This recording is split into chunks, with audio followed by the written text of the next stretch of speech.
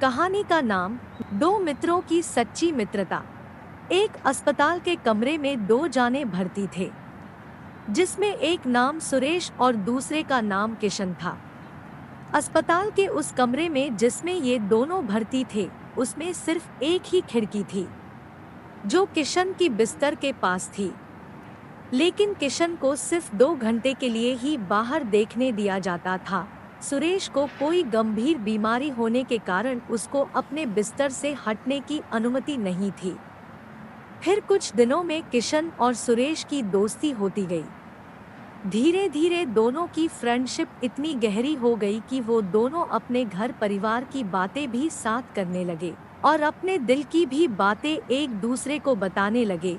जब भी किसी को कोई दुख होता तो वह दूसरे के साथ शेयर जरूर करता था।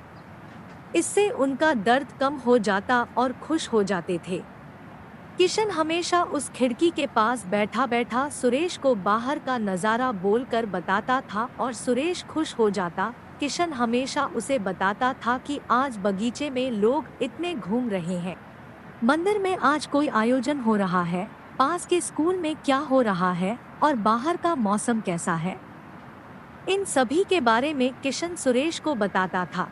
सुरेश अपने जीने की उम्मीद खोता जा रहा था। सुरेश ये सब सुनकर बहुत ही खुश हो जाता और अपनी बीमारी को वो धीरे धीरे भूलने लगा। जब भी किशन उसे बाहर के नज़ारे के बारे में बताता तो वह हमेशा इतना खुश होता कि उसे लगता ही नहीं था कि वह सब सुन रहा है। उसे लगता कि वो ये सब नज़ारा देख रहा है।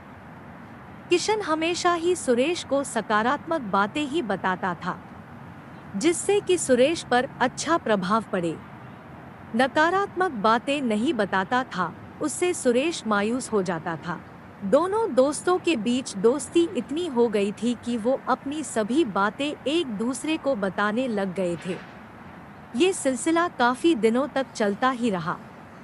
किशन सुरेश को बाहरी रंगीन दुनिया का नज़ारा बताता और सुरेश बहुत खुश होता।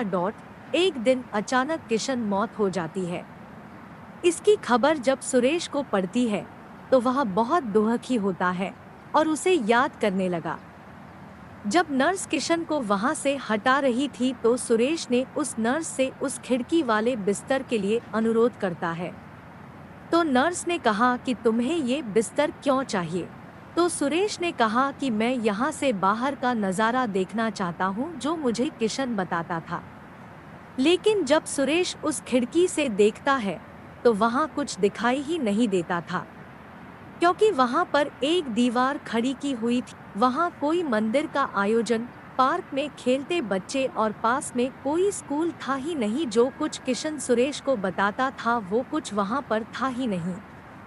किशन वो सब सुरेश को इसलिए बताता था क्योंकि सुरेश वो सब सुनकर अपनी बीमारी को भूल रहा था।